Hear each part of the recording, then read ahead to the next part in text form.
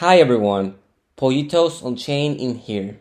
We're going to explain how to create an account in book.io. To start, we navigate to book.io in our browser. Go ahead and click on the button e-reader tab. We haven't created an account yet. Let's go to the top right corner and click on the button sign up. To sign up, enter your email address and a password. The password must contain all the specifications mentioned as shown in the website. Click on the button Continue when you finish. We have now successfully created an account on book.io. We encourage you to check the project's social media to tune in for new info about it.